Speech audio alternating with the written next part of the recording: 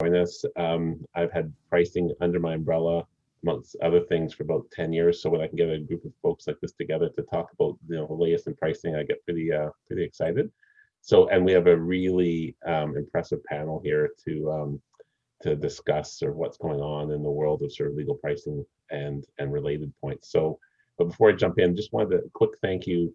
The college operates based on a lot of hard work and also based on very generous sponsors. So we have, Right Hat as our platinum sponsor, Elevate and Intap as our Gold Plus sponsors, and EY and The Switch as our Gold sponsors, and then Accurate and Calibrate Legal and Neologic as our silver sponsors. And so just a real shout out and appreciation for what they do to help the college go and sort of making, allowing events like this to sort of go ahead. So thank you to them. So I'm going to get out of the way now because much smarter person than me at McCarthy's is I'll introduce David Cohen, and he's going to moderate and then do some intros of the folks that are going to be speaking on the topic today. So over to you, David.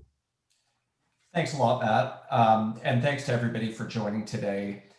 So our session is going to focus on topics related to legal pricing, including how pricing decisions are made, the role of different service delivery models, the impact of current market trends, and how data is being used to enhance pricing discussions. I'd like to introduce our panel for today. And before I do so, I'll just mention that I lead our client service delivery team at McCarthy's, which is responsible for pricing, budgeting, legal project management, and the use of legal technology. So first we have Rebecca Benavides. Rebecca is the Director of Legal Business and Strategy for Microsoft's Corporate, External, and Legal Affairs Department. Her team leads development and oversight of the department's strategies and programs for engaging with legal service providers, including but not limited to strategic panel development and management, diversity and inclusion, value pricing, and AFAs, and adoption of technology innovation in legal service delivery. Prior to joining Microsoft, Rebecca was the Director of LPM for Norton Rose Fulbright, where she led the firm's pricing and LPM programs in the US. She is a lawyer who previously practiced complex commercial litigation, antitrust, and securities law in federal and state courts in Texas and California. Next, we have Colin Jasper. Colin has consulted to professional services firms for over 20 years. During this time, he has had the opportunity to work with most of the leading law firms in the UK, most of the leading law firms in Asia, and over 70% of the AmLaw 100. He has also consulted to leading accounting firms, engineering firms, architects, and management consultants. As a principle of positive pricing, Colin's focus is on assisting professional service firms to improve their pricing performance. I should also probably mention Colin's in Melbourne, and I don't even know what time it is in Melbourne right now, but I know it's very early. So thanks very much for joining us, Colin. Next, we have Kristina Lambright. Kristina leads Perkins Coie's firm-wide sourcing and acquisition of lateral partner candidates in alignment with the firm's strategic plan. She works closely with firm management, practice chairs, and industry groups to identify market trends and targeted areas for growth, with a specialized focus on profitability and client engagement. Kristina drives the development of lateral partner acquisition strategy and process for the firm, ensuring consensus and alignment with the firm's economic, cultural, and strategic goals. She serves as the primary point of contact for prospective lateral partners and partnering search firms. In this role, she oversees the firm's lateral onboarding and integration efforts, managing a team of professionals dedicated to supporting incoming lateral partners to ensure a seamless transition reflective of a firm-wide commitment to their success. Kristina also oversees Perkins Coie's strategic pricing function, which specializes in creating innovative and practical pricing solutions aimed at enhancing the overall value provided to clients and improving firm economics. Her role includes internal and client-facing elements involving the development of pricing strategies and firm-wide policies and procedures.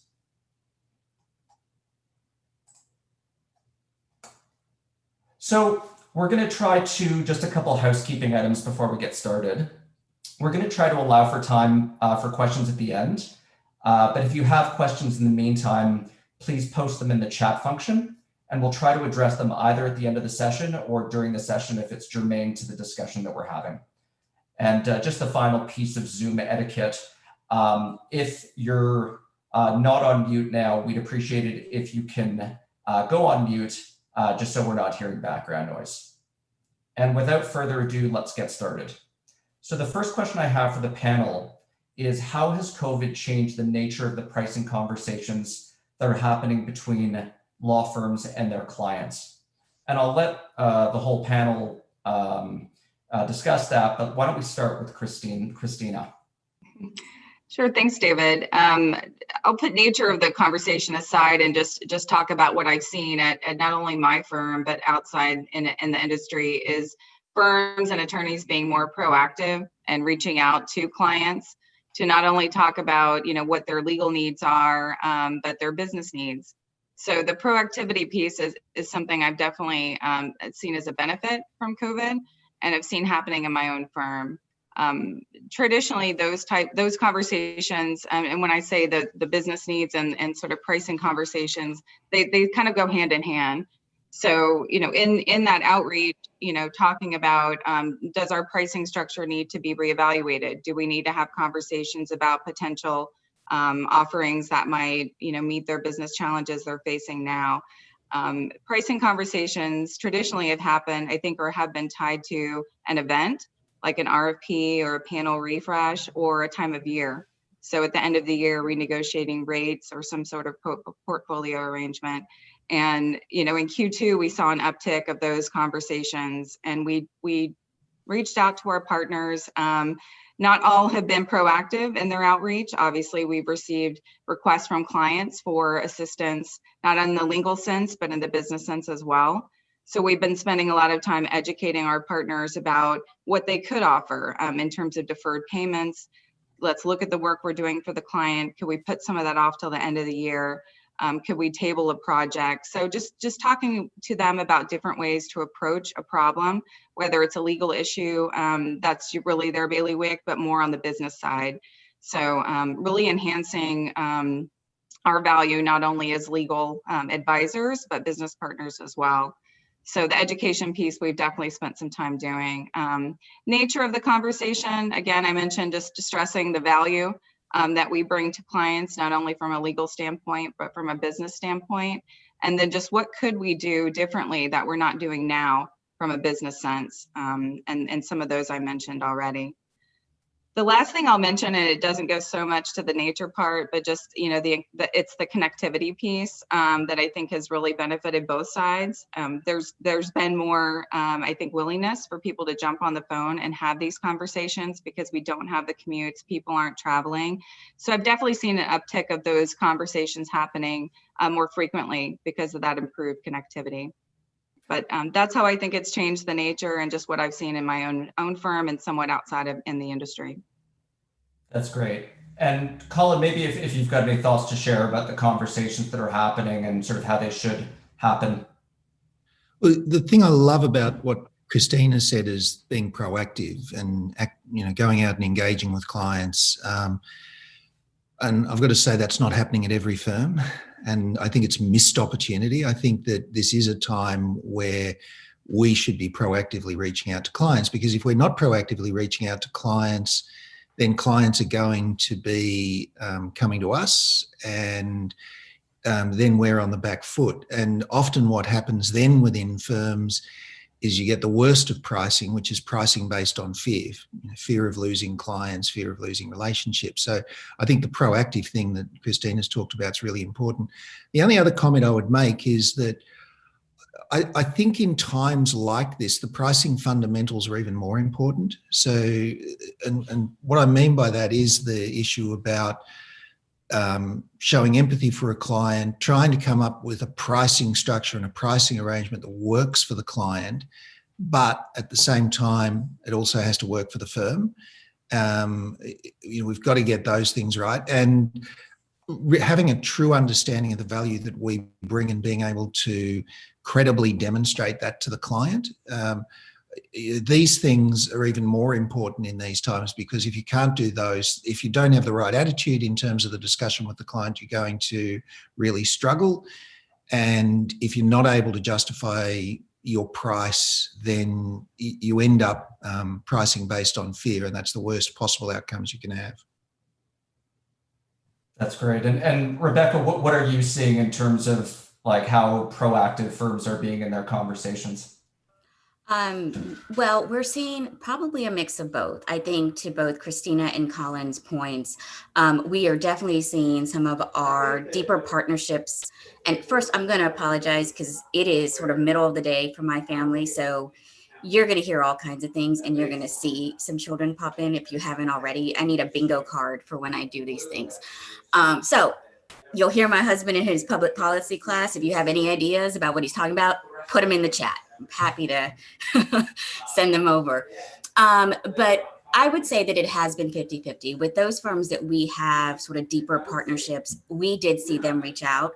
We have seen them not only come to us with sort of what I would call transactional solutions, meaning a discount here, an AFA there, but what we have really seen them do is really stay in close contact with our lawyers to understand what the business needs are going to be for the fiscal year, and really think about how they drive a very practical solution to help our team scale and manage the workloads that are going to come in this fiscal.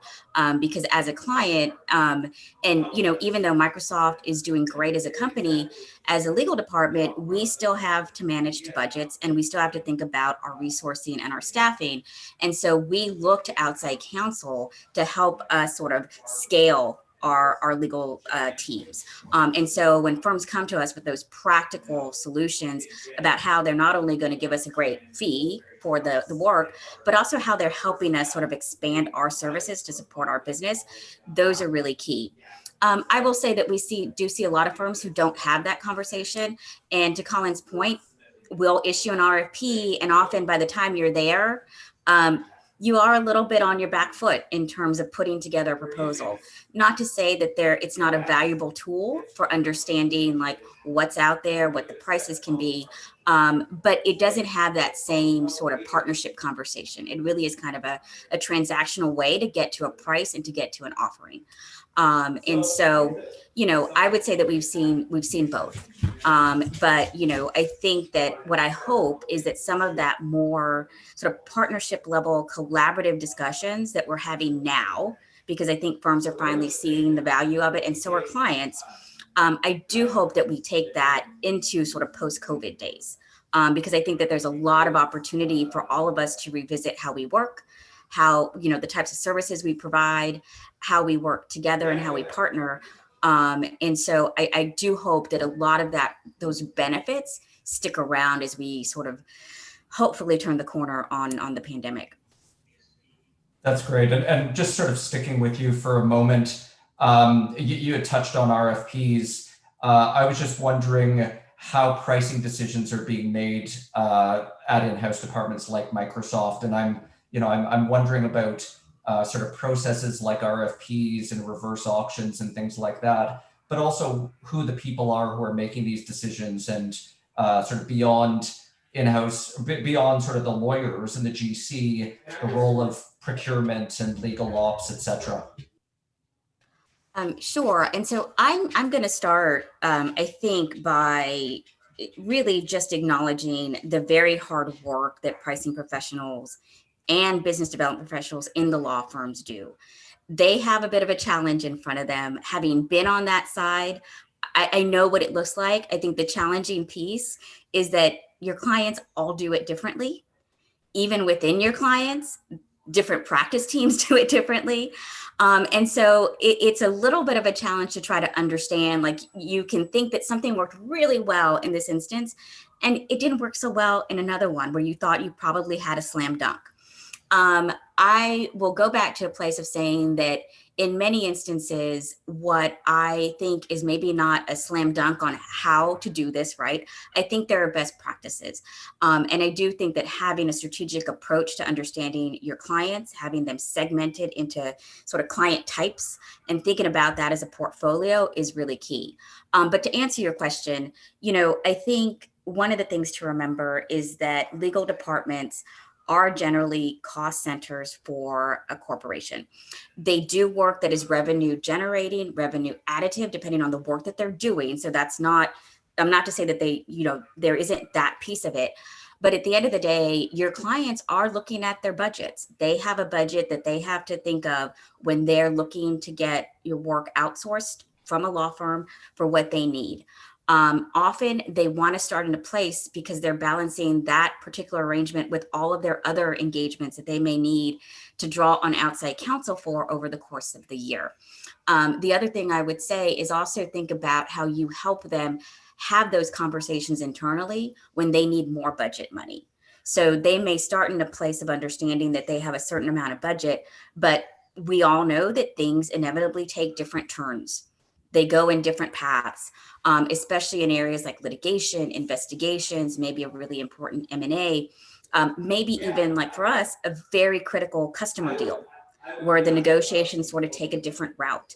And so I think remembering that not only you as a pricing professional can help support the initial sort of pitch to get the work, it really is also along the way helping the client have conversations when they need to go to ask for more money, because that is a critical piece of how they think about the pricing.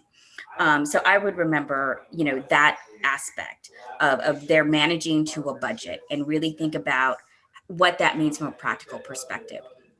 I think that, again, we all do it differently, but just it's going to be driven by how sophisticated your clients are, who's doing it. So is it really the frontline lawyers that are making decisions on pricing and doing the negotiations, or do they have somebody within their legal ops team that is helping drive that?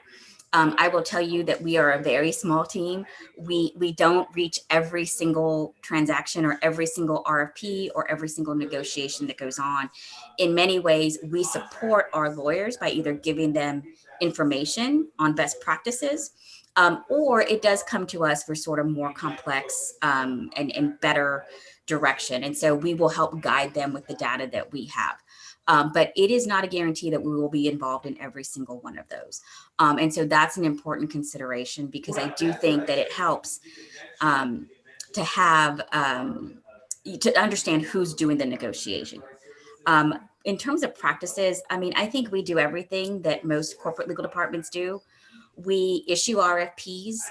We have now turned from making an RFP a nice to have and a recommendation to actually putting in policies that say if your anticipated budget for the matter is within a certain spend threshold, that you will at least get a firm bid from a client, meaning you have scope, you've actually gotten a price quoted, or if it's even higher, you're going to competitively bid it. I think some of our teams have gotten smart, and if they don't want to do that, they have bundled their work together, which is also something we recommend, and gone to a firm and said, look, we want to give you we want an all-in price for doing a certain volume of work over the course of a time period. We also really appreciate that, because we think that those are the types of arrangements that actually bring more value add to the engagements. We don't really do reverse auctions. I know some of our folks in Australia really like it, but it's just not something that we've, as a whole and at scale, that we've really taken a shining to. I think perhaps even having been on the side of a couple of reverse auctions when I was at a firm, not my favorite thing. And so I think about what it means for firms to go through that process. So we haven't adopted it at scale. But again, we really focus our lawyers on bidding out when it makes sense, but also really looking across your portfolio and trying to bundle as much as you can, because often you can leverage that buying power to get more value. And it's not, and when I say value, I mean not just price. I'm talking about quality, subject matter expertise, diversity, innovation and technology use. So that's sort of the direction that we're going. In terms of increasing the profile for this particular fiscal year, we have focus areas that my team is working on and driving towards. What we did over the summer was really highlight those initiatives for our senior leadership. So it was part of the discussion at those very high levels about what our outside engagement programs were going to look like, what our focus areas would be for the fiscal. So I definitely think that there has been an elevating of the role within legal departments. And I also think that the same is true of the firms. And I will say that anytime a lawyer comes to me and says, I don't know how to do an AFA, what should I be doing? This is the firm I'm dealing with. I typically will send them back and say, look, tell the partner that you're working with to go talk to their pricing people and bring them into the conversation. Because I often, again, my days at the firm, realize that not every lawyer at a firm appreciates that they have these wonderful resources that can help them. So I think that as we continue to sort of work through it together, I think that there will just continue to be this elevation of the role both at law firms and within corporate legal departments. That's great. And why don't we sort of shift to the role of and the use of data for pricing discussions? And maybe Rebecca will start with you. And I'd like to know sort of what the role is of data at Microsoft in evaluating and how you evaluate different law firms and how pricing arrangements are developed. So we definitely make use of the data that we have. And I think that's an important qualifier because we certainly don't have all the data that we would want. We have what we have. And so for the most part, we do use it to at least try to get to benchmarks. We don't, or at least when my team is working on a pricing arrangement, we really don't try to say like, this is the absolute price that needs to happen. Because obviously you do have to evaluate the engagement itself. And there are a number of things that go into an engagement that are bigger than price. But we use it to benchmark because we like to have an idea of what is the range of spend that could be here based on what we're going to likely see back in terms of a proposal from a firm. It's done differently within our litigation department, who obviously has a higher volume. They can look at sort of matters across their portfolio, but again, they do use them as benchmarks. I will say that one of the things that we are moving into is we actually have developed an internal not a pricing tool, it's a bidding tool. So basically you can facilitate bids on this platform, and we've been rolling it out to our teams. And I think it's going to take a while for them to start using it, but it wasn't just that we wanted people to do bids for bid's sake. We really were saying like, look, one of the great opportunities here is that we will be able to collect data. We will be able to start seeing what is being proposed, not just on a pricing front, but also all the other value areas that we look at, like capability, geographic reach, diversity, who has the best experience in certain types of work. And so we hope to be flighting. We've sort of flighted that. I think into the coming year, we are really sort of doubling down on our efforts to build a little bit of a portal for our lawyers so that they can make more informed buying decisions. And that is going to hopefully harness more information about our firms and the lawyers that work there. Again, to sort of drive on helping our lawyers be really informed consumers of legal services. So that's what we're working on. And again, I say that only coming from the Microsoft perspective. I suspect that there are many more examples of how data is being used very strategically by other legal departments. That's great. And just maybe switching to the law firm side of things, Kristina, can you speak a bit about how law firms like Perkins Coie are using data to prepare for pricing negotiation? Sure. Rebecca touched on a couple of things that I think are happening in our own organization where we're trying to surface more data to our lawyers to help better educate them and inform them, before going into a pricing negotiation or pricing discussion. The challenge with data is it's just data. And so you need someone to help you interpret the data, how best to use it. To Rebecca's point about, coming up with the best price or an actual price for something, it depends. So coaching our lawyers to say, we need to look at the big picture, not only, with this particular deal, but with this client holistically. So it's much, not the financial data is important, but the non-financial data is also just as important. So looking back at past matters that we've done for that client, have there been issues?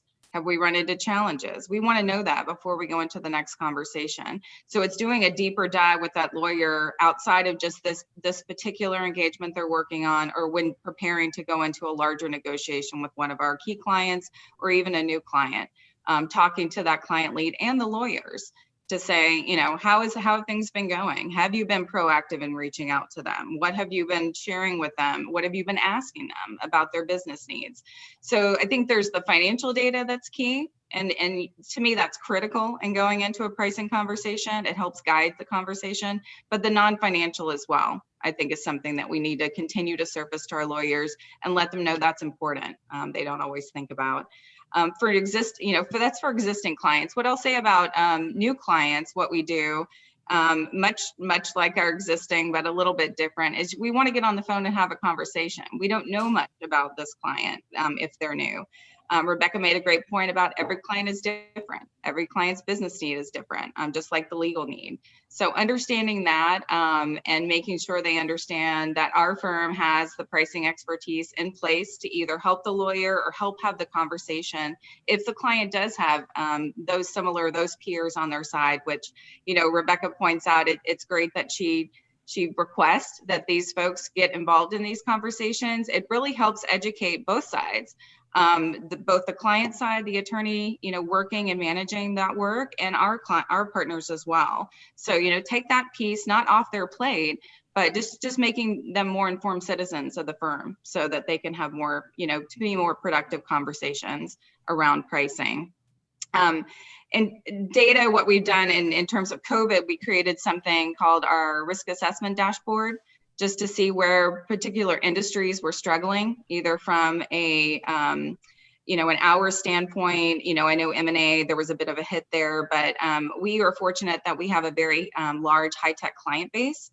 So a lot of our clients were doing well during the pandemic, but we had other industries that were struggling. So senior management wanted to see that. So we crafted a dashboard for them that basically showed what areas were at the highest level of risk, and then went to those client leads and started talking about how we could help them help their clients. Whether it's managing matters more, better, whether it's looking into the risk for particular matters in certain industries. So in terms of being proactive, our team was definitely being more proactive in reaching out to the client leads at that stage in those industries we felt were going to be hit hard by the downturn. So in that way, data really became powerful for us, going to them and saying, hey, we see things are happening on this end. Can we do anything for you? What can we offer? Can we go to the client now and present some sort of, Rebecca mentioned, you know, hit the nail on the head, all of this work for a particular price if they're struggling from a budget standpoint. They don't know what the rest of this year is going to hold for them, or into 2021. So coming up with more, what I think, practical solutions for now, short term, and, you know, extending into long term, that we're going to be a long-term partner to this client. So that's where I'm seeing, you know, data, you know, it's always been important from a pricing standpoint, but in COVID, I think, you know, people are turning more and more to data and technology as a necessity and a must-have in going into these conversations. It's a great point. And Colin, maybe you can sort of share what you've seen and heard in terms of what firms are doing in terms of pricing analytics and technology tools with respect to pricing. Yeah, one of the points I wanted to make, David, is that, and I've really liked the comments that have been made by Rebecca and Kristina, because when they talk about data, they're talking about it much more broadly than cost data. And too often when I think firms focus on data, they're talking about what do things cost, and all of the conversations around pricing need to be beyond just costing, and it needs to really focus much more on the value side. And that and this is where the complexity becomes, because as Rebecca and Kristina have both said, two clients don't view value in the same way. And, you know, it's easy for firms to say, well, understand your value, but value changes from one client to the next. Value changes from one matter to the next. So what we actually need is not to understand value, but to have systems and processes for uncovering value at a matter level. And unfortunately, that means that we need all of our partners to be able to do that, because the pricing department can't do that. It's every partner needs to have the processes for interrogating clients to find out what's truly valuable on this matter. And then coming back to Rebecca's point, is helping create the appropriate value and then credibly demonstrating it to help the client show that value internally. And now that, in some ways is actually a pretty high bar. We need all of our partners to be able to uncover value, create the value, and then credibly demonstrate that value to the client. And I think that's really what's needed. So I know that's much broader than just the analytics side, but I think that's what firms need to be able to do to drive success. And I think the analytics is purely there to help fast track some of the elements that can be fast tracked. But I don't think we don't want the analytics to get in the way of the thinking and the focus on value. So Colin, sort of switching gears a little bit to sort of different service delivery models and how that relates to pricing. Could you sort of speak a bit about sort of how pricing is being affected by not just what law firms are doing, but by what sort of service providers in general are doing, and how providers sort of think about how legal services are offered? Sure. So, I've been consulting to law firms now for over 20 years, and it's not that long ago that I think law firms saw themselves as providing expertise by the hour. That's what they did. And I think this is all changing because there are many, many different ways of delivering a legal service. We can use external resources. We can use low-cost service centres. We can use paralegals. We can use technology. We can integrate legal project managers into the service. And so the way that we think about service delivery now is not just high-cost lawyers charged by the hour, but it's actually thinking about creating a solution. This is something that, if we look outside of legal, technology providers have been doing for decades. It's really about how do we create the right solution for our clients, and that's about bringing together our tech people, but it's also bringing together a whole lot of other things. And I think that's now the way that law firms are thinking and are starting to deliver. And that also may include the use of alternative service providers as part of the solution. The other part then that comes out of that from law firms is to say, well, where do we add the greatest value? Where do our individuals add the greatest value? And things that are that can be done more efficiently, how do we effectively integrate those into the nature of our service so that we're delivering the best outcome for the client in the most cost-effective way? I do hear the comment from within some firms saying, well, if we do that, aren't we just cannibalizing ourselves? And the short answer is, well, if you don't cannibalize yourself, someone else will. Over time, everything commoditizes, and ultimately you have to say, well, where do we add the greatest value? Let's do that. And if we can do things more efficiently, let's do that as well. So, Rebecca, I think it'd be interesting to hear sort of what's been happening at Microsoft in terms of how you work with law firms, how you partner with them, things like the Trusted Advisor Forum, and sort of innovative ways of working with your outside counsel. Sure. So we've had Trusted Advisor Forums, I think, over the past 3 years now, and they were part of our broader law firm engagement program that we revamped in 2017. The idea of the forums, and they could be on any topic, was really to bring our trusted sort of strategic partner firms into business, into Microsoft, to learn from us and to work collaboratively with us, again, on addressing some of the things that Kristina said on the business needs, not just what do you need from a price perspective, what do you need on this legal matter. It really is understanding more about Microsoft and on our internal business. And, we stood up an innovation forum, the first one in 2018, and it was great. It was well attended. We had the firms give presentations. But I think we realized when we ended that program that we didn't really give people a pathway from there to execution. We really just had people come in and talk, and it was great, but we didn't give our folks and we didn't give the firms a way to take their great ideas forward. And so we've sort of undertaken a couple of different strategies over the past 2 years, partnering with a consulting group called Bold Duck to really sort of bring them in and help our firms think about design theory, and really how to start thinking about solving business challenges and how to vet their ideas and almost stress test them. And so that culminated in our our trusted advisor forum on innovation that occurred over the summer, where we had the firms actually do a business design challenge. Like they came up with an idea that they really wanted to like put into practice with us. They stress tested it. They talked to their internal clients, and they put together a proposal that was complete with not only here are the great benefits, but here are also the risks and here are the challenges. From that group of proposals, we took 2 to take into an accelerator program that we're still working on today.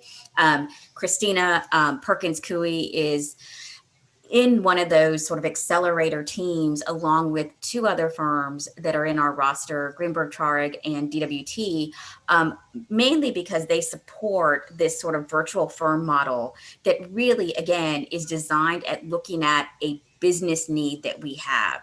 And that is really to scale the work of our lawyers that support our global sales team. And that is work that is important. It drives revenue. And it was really focused on how do we scale? How do we give you a deep bench of experienced people? But also, how do we start collecting the knowledge that goes into all of these deals so that you can get faster, better at anticipating the needs as you keep going through these deals? Because what I will tell you is that it never stays the same. Every year, technology moves fast. Customer needs move fast. And so how a customer approaches a deal is just going to continue to evolve for us. And so the firms really came up with a great idea to think about how they're going to help us move forward in that and how are they going to help our teams. So those are the ways in which we've been trying to partner with it.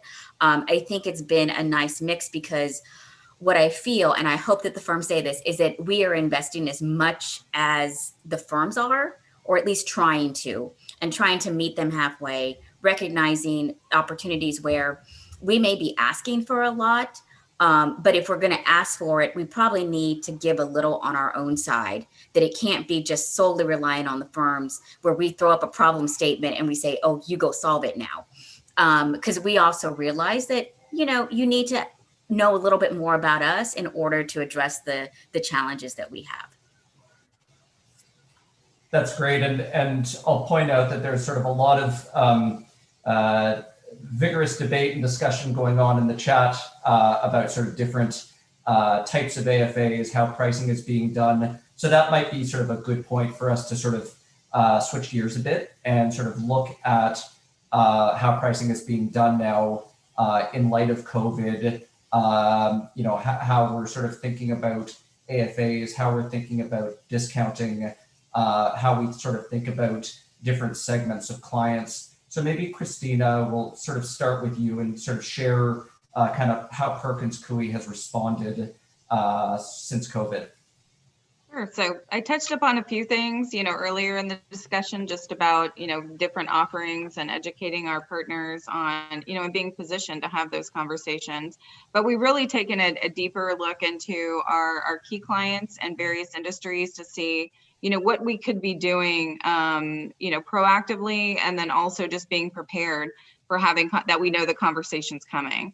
So that means, I wouldn't say doubling down on our key clients, but we have a client relationship group that works very closely. Microsoft's one of them, very closely with them on, what are their business needs, but what are their pricing needs as well? Do we have the right agreement in place? Should we be adjusting that agreement in light of the pandemic or into this fiscal year to address some sort of need on their end? And that requires having a conversation with the client. It's going to go back to the same theme where we reach out and say, hey, things are going great in this area. With key clients, how we traditionally define those is we're doing work in multiple practice areas, and every group is doing something differently, as Rebecca mentioned. So we try to get folks from the different groups and talk about where are you seeing pain from the client standpoint? Are you seeing challenges on this end? Where are you getting pushback? And trying to develop a holistic strategic plan from a pricing standpoint to bring forward to that client.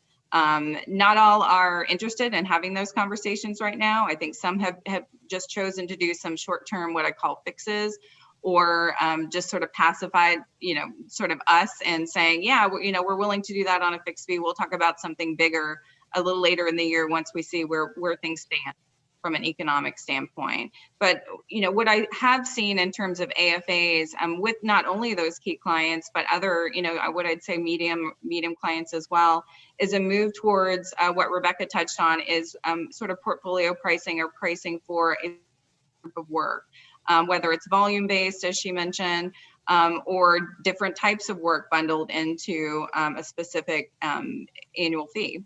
That gives them certainty. It's easier for them when they're budgeting, all the things that we know as pricing professionals that clients think are important, if it's important to them. Some are more, hey, great, thank you for that pricing deal. We're really more concerned about the result that we're getting on this matter. So the pricing technically doesn't really matter at this point. We'd love to save some money if there's something interesting, but we need a good result here. So let's discuss, once we get past that milestone. So we really focused our resources, I would say, on our key clients, and then also some of the clients that I think, like Rebecca and Colin mentioned as well, are more willing to engage in having conversations about something different than what they've already have in place. And that may be this portfolio structure or something completely different. It could be an hourly model, just a little bit different, but it's understanding what their needs are from a business standpoint as to what's going to work or make the most sense. I have seen an uptick in secondments and secondment requests.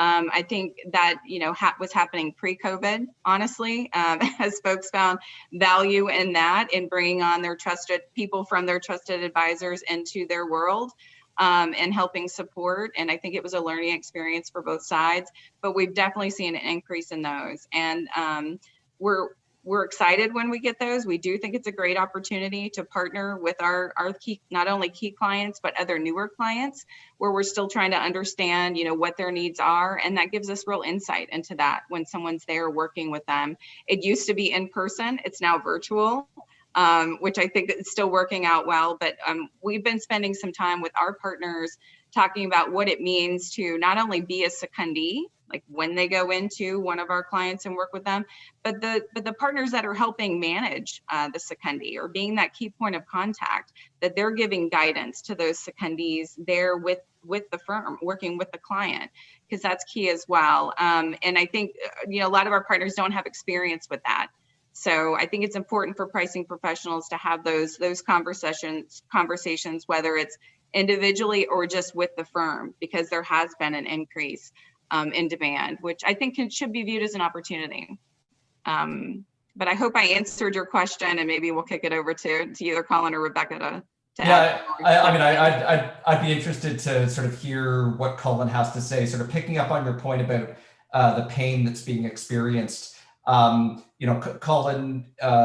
pain is being felt by some clients, but not as much by others. Similarly, within law firms, there are sort of pockets where there's lots of capacity, other pockets within firms where people are flat out.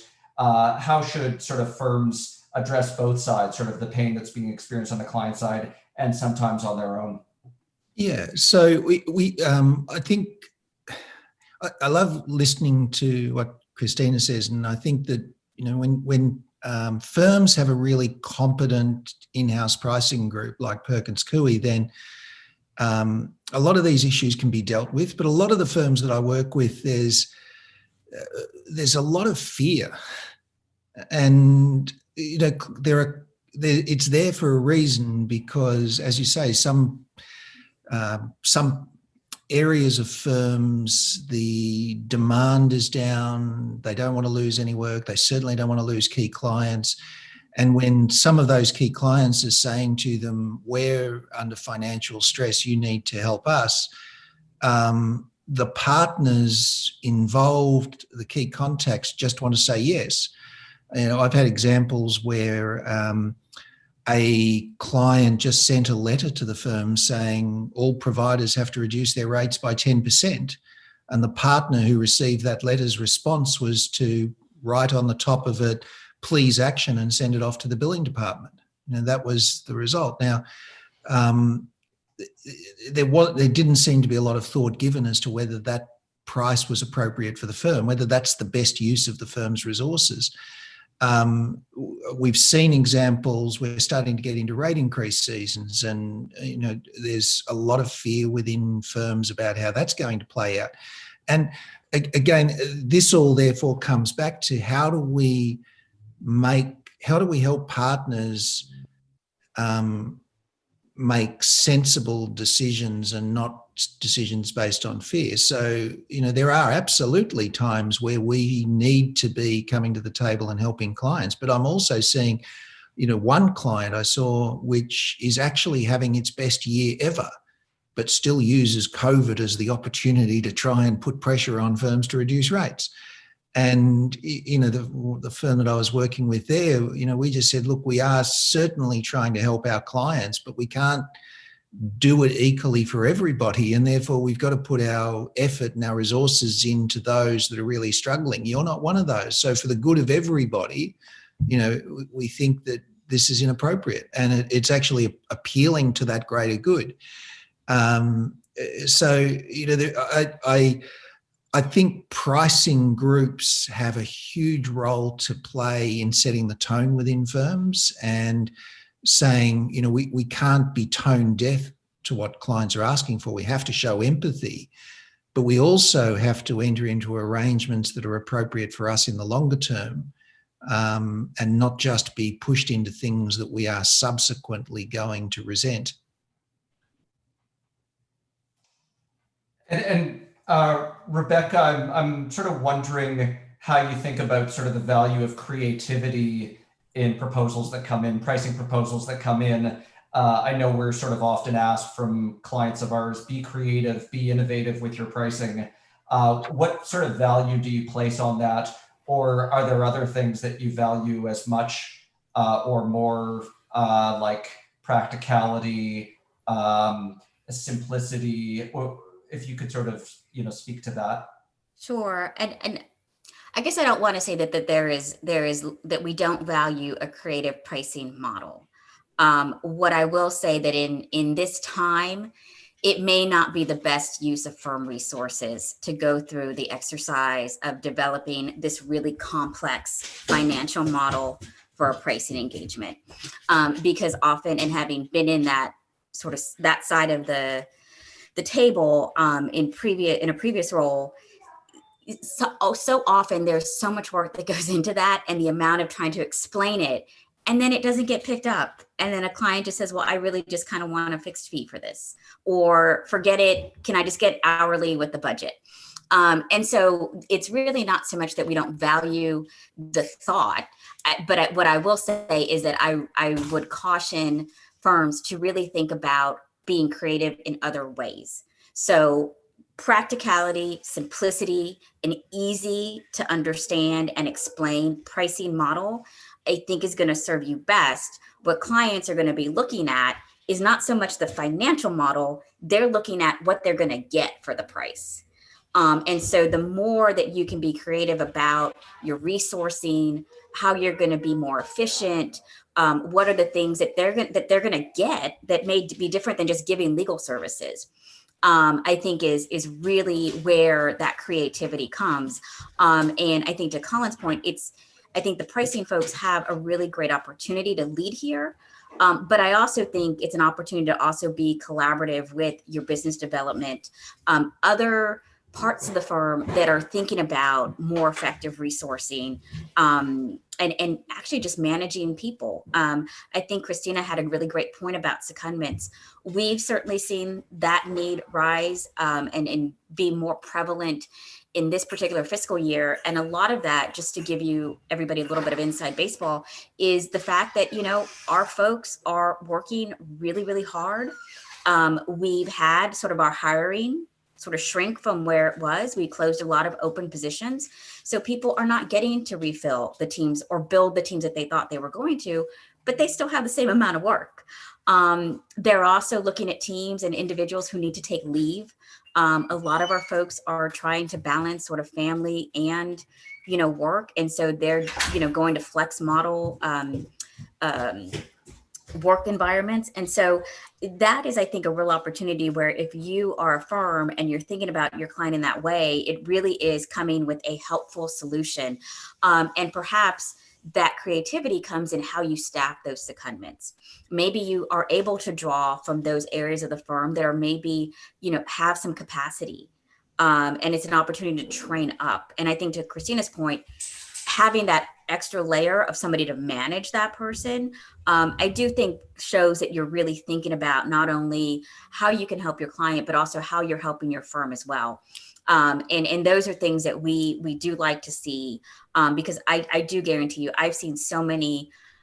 I've been part of the team that puts together a really complex pricing model.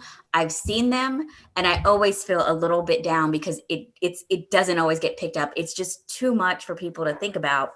And if I draw it back to the idea of them managing to budgets, if you can't connect that dot right away with the pricing model and how it helps them manage a budget, if there are too many steps to get there, it's probably not going to land really well. And that is not to say that it's not valuable work. It's just to say that I believe in people prioritizing their efforts for the most impact that they can get. Those are great insights, Rebecca. I'm just sort of doing a check on time, and I see that we've got about 10 minutes left. So it would be good to sort of turn to the group, to the audience for questions. Before I do that, I'll just make note of a comment from Dennis Garcia in the chat, who's also from Microsoft.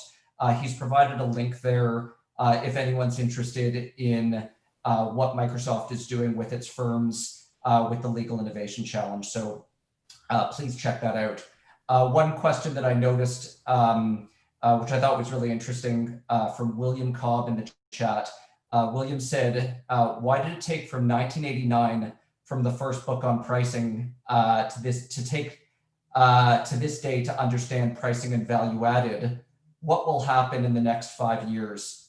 And I think it would be interesting to hear from each of the panelists sort of a quick prediction about what each of you thinks will happen in 5 years, or if you want to change the timeline, we can be flexible. If it's 3 years, 7 years, whatever it is, how about a prediction from each of you?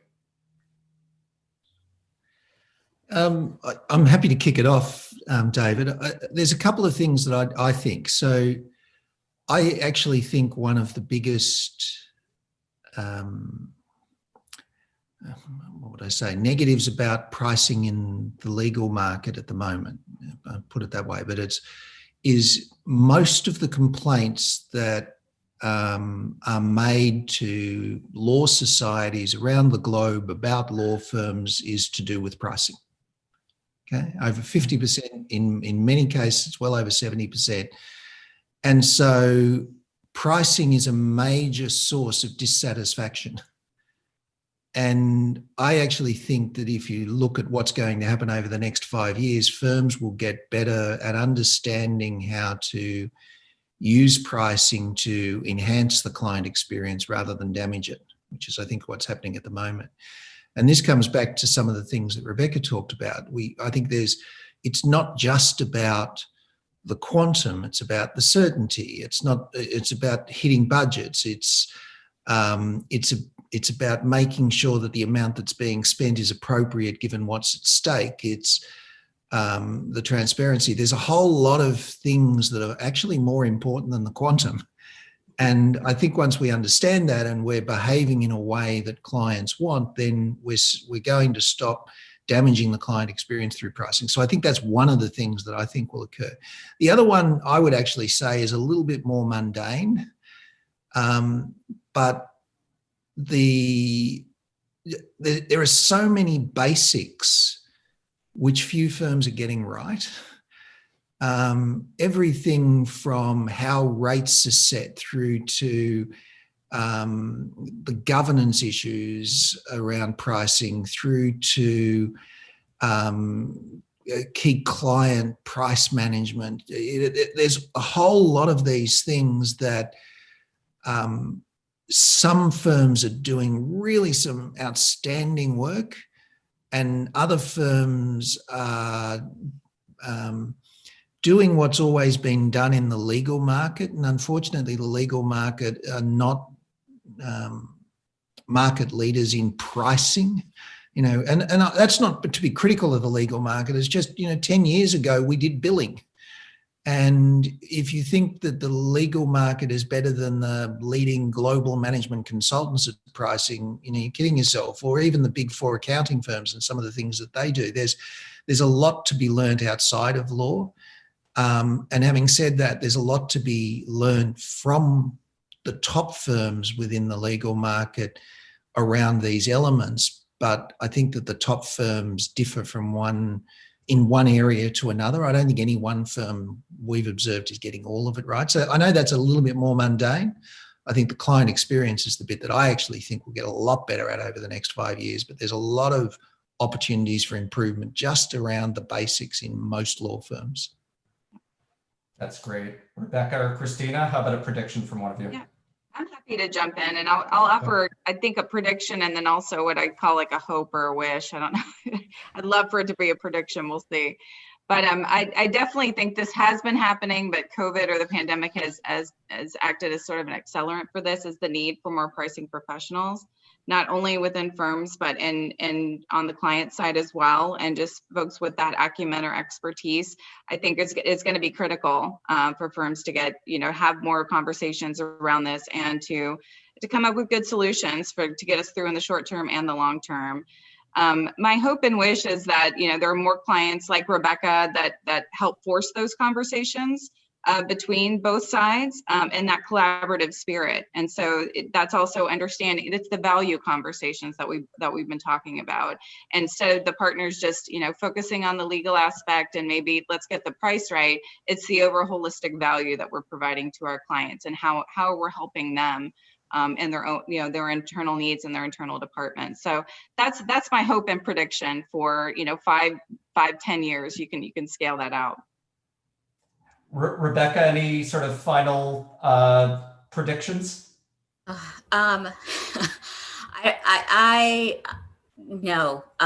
I do have a hope. I think predictions are really, really hard. And I think there have been so many predictions over the past 10, 15 years that perhaps by saying them, we put some goodness out into the universe. But I do think that the wish is, well, one, I will just, as a principle, having been a lawyer, having been in a law firm, I do want folks to remember that this is very much a relationship-driven business. And do not forget that, because I think you're going to lead, if you lead with relationship and that kind of sort of partner building. I think you've heard that theme throughout the comments that have been made on this panel from Colin and Kristina, that if you lead with that, then I think all of these other things are going to flow. You're going to get to a place where you're giving a more effective price. You're going to get to a place where you're giving more effective services. And so I just want to leave the group with that recognition. And I do think that even as you talk to your lawyers at your law firms, because I know that that's also a bit of the challenge as well, is getting them on board. If you lead with that relationship piece, that is something that I think they understand. That is something that is primal to how they've been sort of running their business and how they think about their services and the value they add to their clients. So I would lead with that. And then after that, I do think that there is a lot to learn from, I call them alternative legal service providers, the big four, especially as you think about those areas of your business that are more aligned to that legal as a service model. Because I will tell you that they do think of it that way. And they do lead with kind of these all-in types of arrangements where they're not sort of pricing each little widget. They really sort of think of it as an all-in service that brings resourcing and technology and value adds together. And so in that way, it can be compelling in certain parts of a client's legal portfolio. I'm not saying it works for everything, but it has its place. And so to the extent that your firm is thinking about that, I think that is something that some cross collaboration of professionals within the legal department, not necessarily lawyers, professionals, I think helps think about how you drive something like that forward. I think that's such a great point, and I think it's a good point for us to wrap up with. I wanted to sort of thank our panel so much for your great insights, Rebecca, Colin, and Kristina. Once again, I wanted to thank the 2020 sponsors, the Platinum sponsor, Right Hat, the 2 Gold Plus sponsors, Elevate and Intap. E&Y and the Switch, the gold sponsors, and finally the silver sponsors, Ackert, Calibrate Legal, and Neota Logic. And finally, I want to thank everybody who came and joined us. Thanks so much for your participation. Thanks, everybody.